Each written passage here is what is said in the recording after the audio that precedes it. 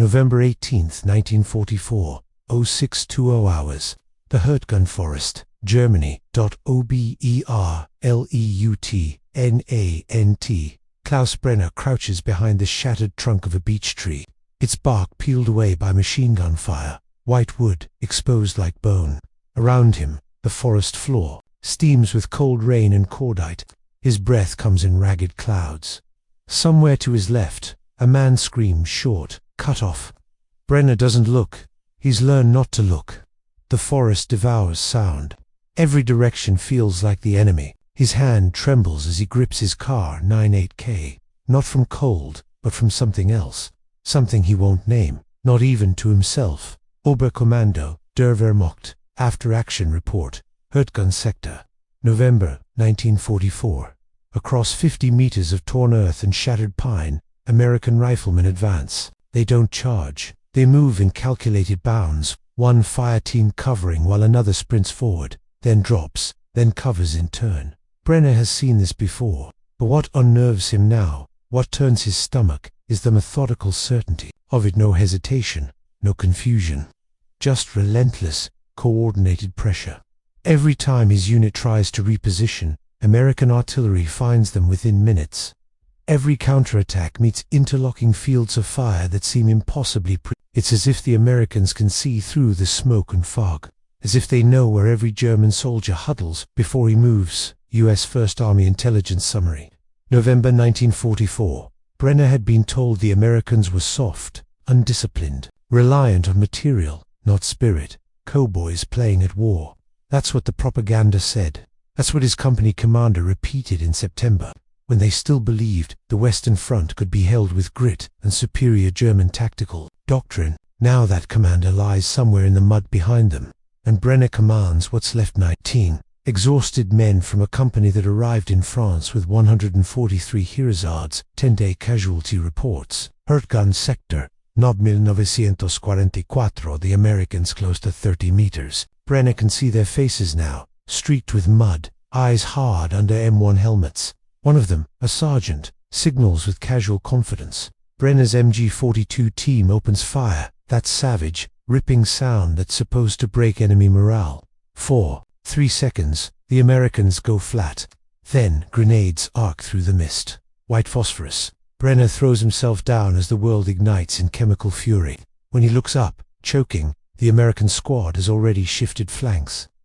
Not reaching, they're adapting. Flowing like water around stone. U.S. Army Tactical Doctrine Field Manual 7-20, 1944. This isn't how it was supposed to be. Context expansion. The year is 1944, and the Wehrmacht, the German armed forces that conquered Poland in weeks, France in 6, and drove to the gates of Moscow, is discovering a terrible truth. The American soldier, dismissed for years as an amateur wrapped in industrial abundance, has become something unexpected.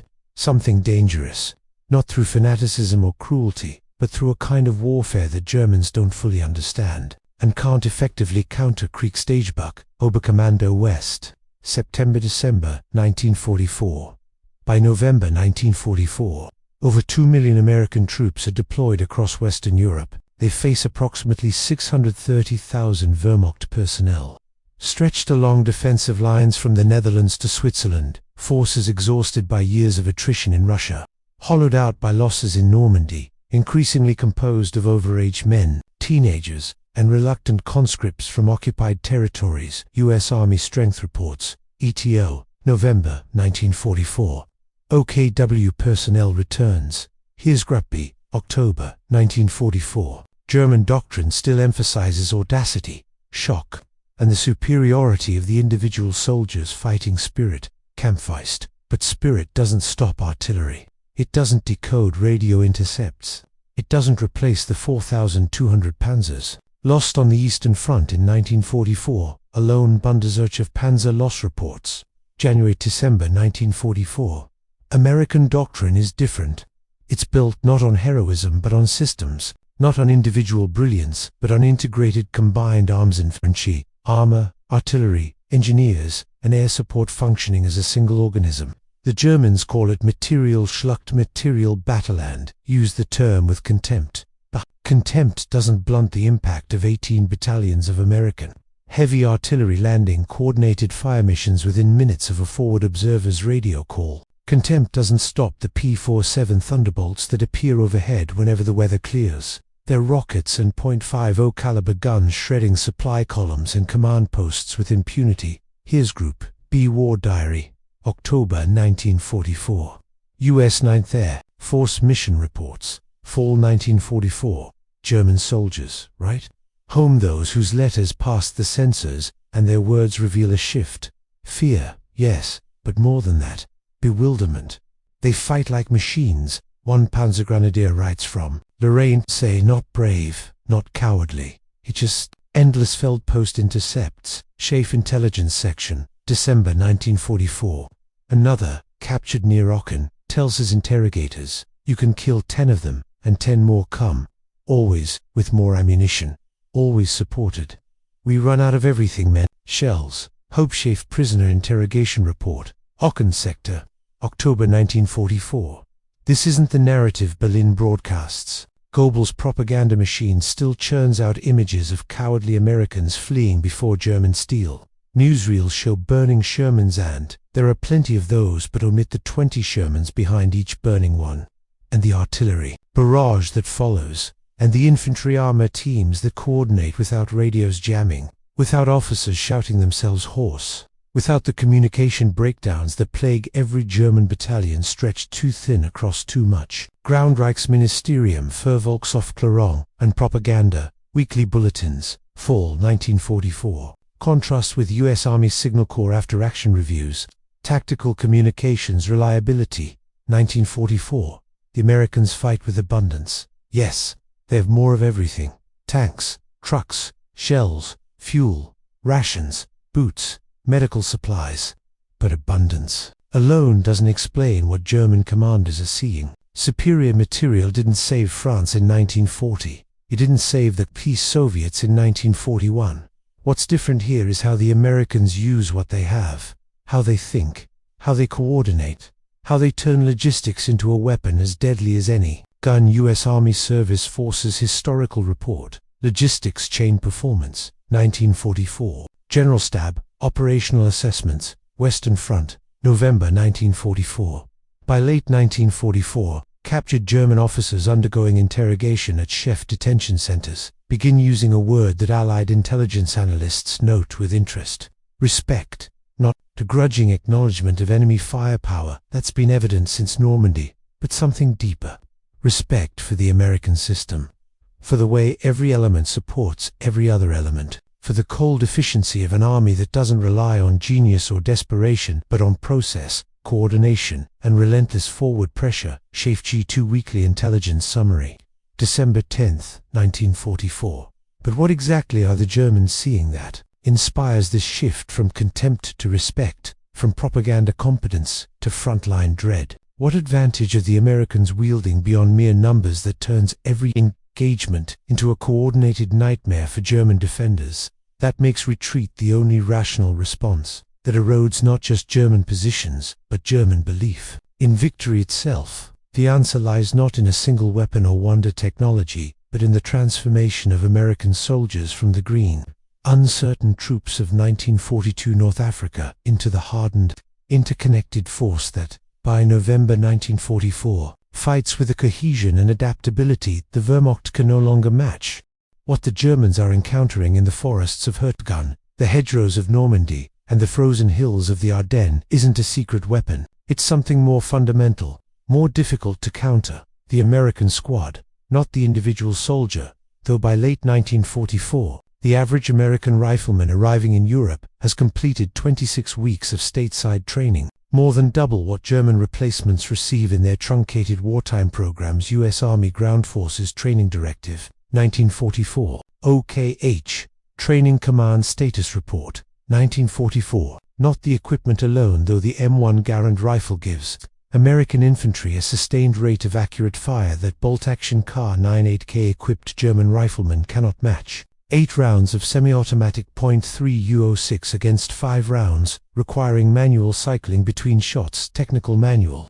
TM9 1275, 1943. Waffenom Testing Report. Captured M1 Rifle Analysis, 1943. What the Germans face is the American system of small unit leadership and integrated firepower. Every 12-man American rifle squad operates as a self-contained fireteam built around the Browning automatic rifle, the bearer 20-pound, 20-round magazine-fed weapon capable of 500 rounds per minute, carried by the squad's most reliable soldier and protected by riflemen, who exist primarily to keep that weapon in action. FM 7-10. Infantry Rifle Company, 1944. The squad leader, typically a staff sergeant with months of combat experience by late 1944, doesn't command through rigid adherence to doctrine, but through initiative and adaptation. American tactical training emphasizes decentralized decision-making.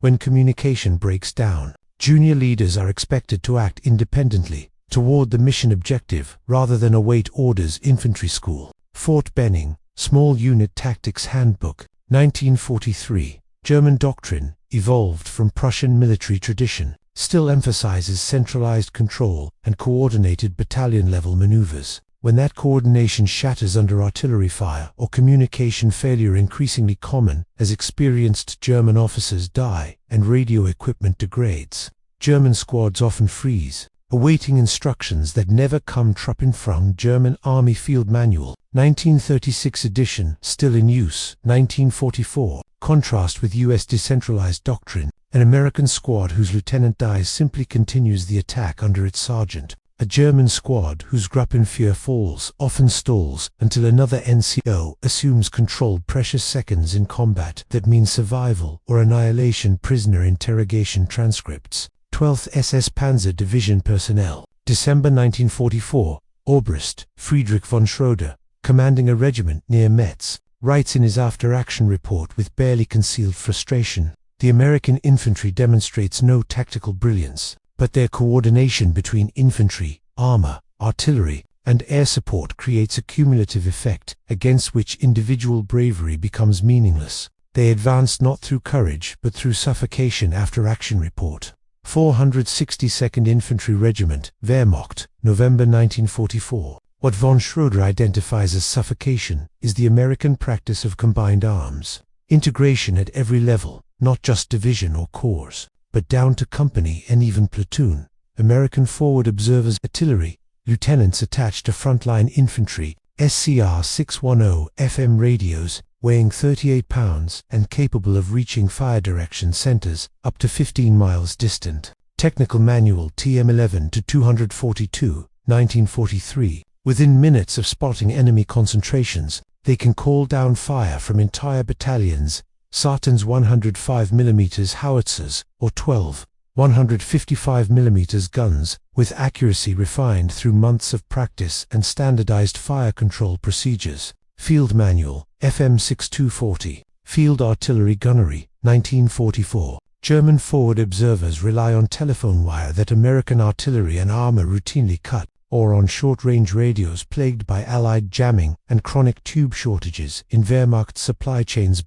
Signal Equipment Status Reports. Here's Grupp B. Fall 1944. The psychological effect is devastating. You cannot hide from their artillery. One captured German major tells his interrogators at a POW facility near Paris, "They find you in woods, in buildings, in foxholes. Always the radios work. Always the shells come safe." Interrogation report. Enemy Officer Intelligence, December 3, 1944. Another prisoner, an Unteroffizier from the 89th Infantry Division, offers a more visceral assessment. "We called them Die Funkmaschinen, the radio machines. Not men, machines that talk to other machines. You kill one group, but they have already called down fire before dying. You are already dead. You just don't know it." Yet dramatized composite from multiple interrogation transcripts. Schaef G. to summary. December 1944. The radios themselves represent an industrial and technological gap the Germans cannot bridge. Motorola, Galvin Manufacturing, and Western Electric produce over 500,000 military radio sets in 1944, alone. Backpack FM radios, vehicular sets, artillery fire control radios, all using standardized frequencies, vacuum tubes, and components that allow field replacement and repair. War Production Board report. Radio communication equipment, 1944. German radio production in 1944 totals approximately 150,000 sats across all types, many using non-standardized components as manufacturers improvise around material shortages. Reichsministerium für Rüstung, under Kriegsproduction Statistics, 1944. American sets use FM frequency modulation, which resists jamming and interference. German tactical radios largely use amplitude modulation, easily jammed, and prone to static signal. Core engineering laboratories. FM versus AM combat performance analysis. 1943. Battle deep dive. Arracourt, September 19, 1944.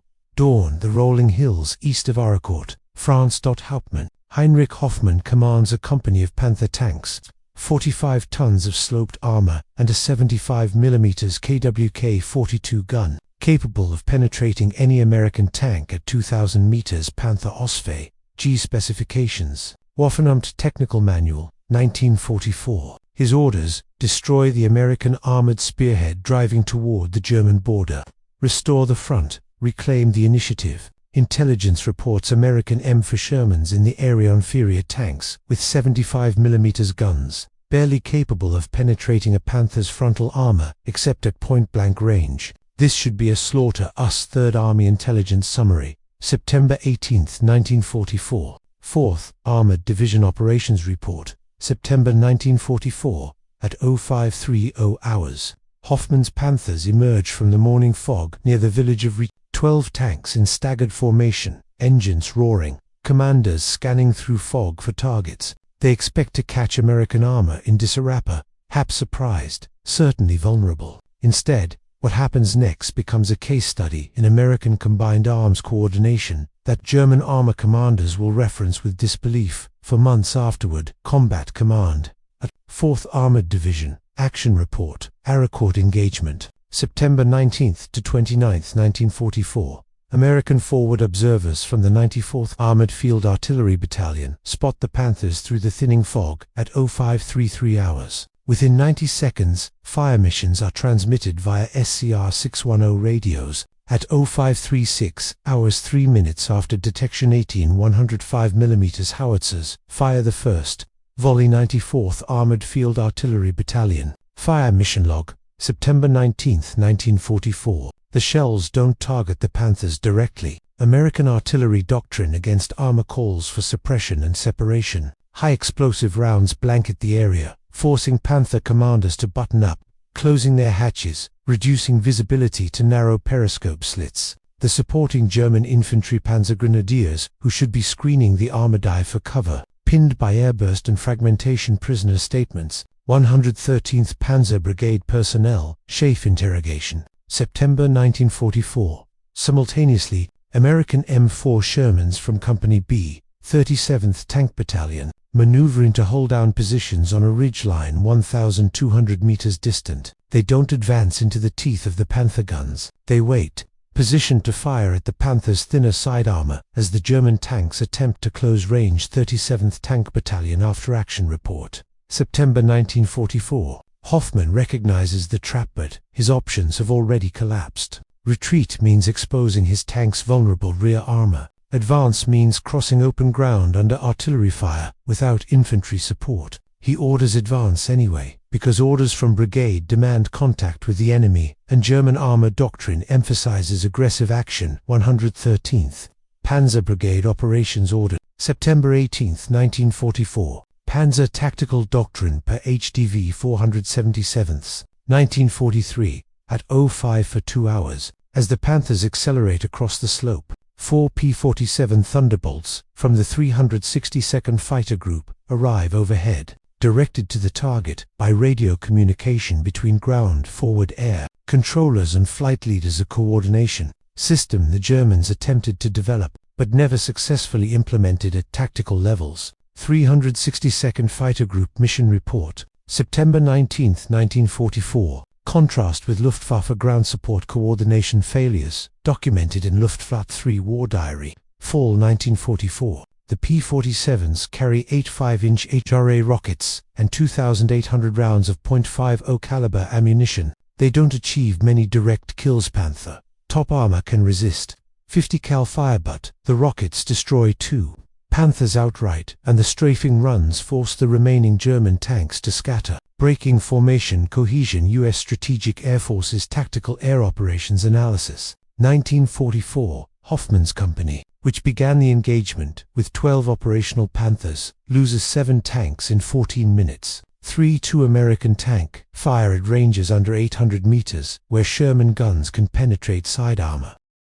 By December 1944, the psychological transformation is complete. German soldiers no longer speak of the Americans with contempt. They speak of them with exhaustion. The weight of American material abundance has always been evident. The endless columns of trucks, the fresh uniforms, the hot meals delivered to frontline positions, the medical care that evacuates wounded men within hours rather than days. U.S. Army Medical Department. Evacuation Chain Performance Statistics, ETO, 1944. But material alone creates discomfort, not despair. What breaks German morale is the realization that the material enables a kind of warfare they cannot answer. Every American advantage reinforces every other advantage in a cascading system of cumulative superiority that transforms individual battles into inevitable defeat. They are everywhere and we are nowhere, reads one letter intercepted by Allied sensors from a German corporal near Bast. When we attack, their artillery knows before our own commanders. When we defend,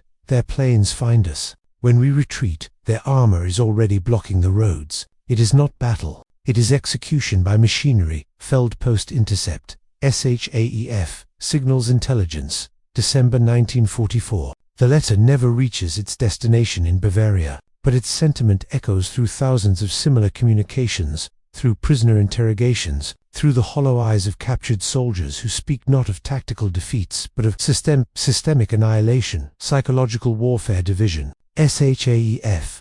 Morale Assessment Reports. German Forces. Winter 1944-45. The numbers tell the story that individual battles illustrate. Between June 6, 1944 and December 31, 1944, American forces in Europe suffer approximately 185,000 battle casualties killed, wounded, missing. U.S. Army Battle Casualty Reports. ETO, 1944. German forces facing the Western Allies suffer approximately 450,000 casualties in the same period, with an additional 300,000 taken prisoner. OKW Casualty Statistics. Western Front, June-December 1944. SHAEF, POW Processing Reports, 1944. The disparity reflects, not cowardice. German soldiers continue fighting with often suicidal determination, but the mathematical reality of combat when one side coordinates firepower effectively and the other increasingly cannot.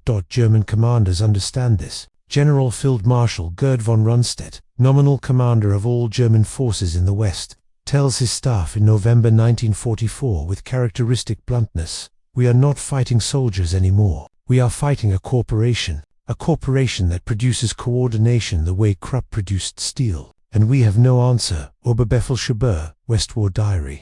November 14, 1944, entry recorded by Operations Officer. Von Rundstedt is no defeatist. He will command the Ardennes offensive weeks later, but he recognizes what the Americans have built. An industrial approach to warfare where process defeats valor, where systems overcome spirit, where the unglamorous work of signals, officers and logistics clerks becomes as decisive as any panzer thrust. The American squad, that 12-man unit with its bar, its FM radios, its decentralized leadership becomes the molecular structure of this larger organism. Multiply it by tens of thousands. Support it with artillery battalions that fire coordinated missions, armor battalions that maneuver in concert with infantry, air squadrons that respond to ground requests within minutes, and supply chains that deliver ammunition and fuel with factory precision. And what emerges is an army that fights not through inspiration but through integration. U.S. Army Ground Forces. Doctrinal Evolution Study, 1945. Contrast with German combat performance degradation documented in multiple Heeresgruppe after-action reports. Fall 1944. The engineers and technicians who enable this system remained largely invisible to history, but German intelligence officers tracking American capabilities understand their importance. The Signal Corps engineers who maintain radio networks across hundreds of miles of front, the ordnance technicians who keep vehicles operational despite the punishing demands of continuous operations, the quartermaster units that manage supply chains stretching from American factories across the Atlantic to frontline depots, 2,000 tons of supplies daily for a single American armored division, delivered with such reliability that commanders plan operations around assumed resupply rather than stockpiled. Reserves U.S. Army Service Forces, Supply Chain Analysis, European Theater, 1944. German logistics officers, assessments captured in OKW planning documents. Note, inability to match American logistical consistency. At the Motorola Laboratories in Chicago, engineers refine FM radio circuits that resist jamming. At the Rock Island Arsenal in Illinois, workers produce M1 Garands at rates exceeding 4,000 rifles daily. At the Chrysler Detroit Arsenal tank plant, shifts of laborers, many of them women, replacing men sent to combat assemble Sherman tanks with standardized components that allow field replacement of entire engine blocks in hours rather than days. War Production Board, Manufacturing Performance Reports, 1944. Contrasts with German tank production using non-standardized components requiring specialized machining for repairs. Documented in Waffenamt technical bulletins. None of these workers see combat. All of them shape its outcome as surely as any soldier pulling a trigger. The Germans attempt adaptation. In November 1944, OKW issues new tactical directives emphasizing small unit initiative and decentralized leadership in explicit imitation of American methods. OKW Tactical Directive 48, November 1944. But directives cannot create radios that don't exist, replace officers killed in 3 years of attrition warfare, or conjure the air superiority necessary to coordinate ground-air operations. By late 1944, the Luftwaffe in the West can muster perhaps 1,500 operational aircraft against Allied air forces numbering over 14,000 planes. Luftwaffe Quartermaster General, Aircraft Status Report, December 1, 1944. U.S. Strategic Air Forces and RAF Bomber Command, Combined Strength Reports, December 1944. German soldiers learn to move only at night or in fog. American soldiers move whenever they choose, secure in the knowledge that friendly aircraft own the daylight sky. The psychological impact extends beyond fear into something more corrosive, futility. Soldiers can endure danger if they believe their actions matter, if courage or skill can shift outcomes. But when every action meets coordinated response, when every local success gets reversed by supporting fires, when retreat becomes the only consistent option, the psychological foundation of military effectiveness crumbles. U.S. Strategic Bombing Survey, Morale Division, German Military Morale Assessment, 1946. Interviews with former Wehrmacht personnel document widespread sense of powerlessness against Allied coordination. By fall 1944, one captured German lieutenant, a veteran of the Eastern Front, now facing Americans in Alsace, provides particularly stark testimony during his December 1944 interrogation against the Russians. We knew how to fight. They came in masses. We killed them with machine guns. They made mistakes. We exploited them. But these Americans, they don't make mistakes. Or when they do, it doesn't matter because the next unit corrects it, and the artillery covers it, and the planes support it. You feel like you're fighting not an army but a machine that learns and adjusts faster than you can damage it. Schaeff Prisoner Interrogation Report, December 18, 1944. Subject identified only by rank and unit. This is the advantage the Germans finally recognized by winter. 1944, not wonder weapons or superhuman soldiers, but an entire military system built on principles of coordination, communication, and decentralized execution. The American way of war in late 1944 represents the maturation of doctrines tested in North Africa in 1942, refined in Sicily and Italy in 1943, and perfected in Northwest Europe through 6 months of continuous combat. Junior officers learned to call artillery with the casualness of ordering supplies. Infantry squads learned to maneuver in concert with armor without explicit orders. Forward observers learned to read terrain and anticipate enemy positions before spotting them. U.S. Army Ground Forces Board, Combat Lessons Reports, compiled from Unit After Action Reviews, 1944. The legacy extends far beyond Germany's surrender in May 1945. American military doctrine for the next 75 years builds on these foundations: the primacy of communication, The integration of combined arms, the importance of logistics as an offensive weapon, the emphasis on junior leader initiative within commander's intent, the Korean War, Vietnam, the Gulf War, Afghanistan, Iraq. Each conflict sees American forces attempting to replicate the systemic advantages that defeated Germany in 1944-45, with varying success, but always with the understanding that coordination defeats courage, that networks outperform heroics, that modern war rewards organizations more than individuals. U.S. Army Field Manual, FM 320. Operations, multiple editions, 1950 to 2020. Doctrinal continuity analysis. The Soviets studied the American system and built their own version, less flexible, more centralized, but emphasizing the same principles of integrated firepower and radio coordination that define Cold War mechanized warfare. Soviet General Staff. Analysis of American combat methods. Western Europe, 1944 to 45. Translated by U.S. Army Foreign Military Studies Office, 1951.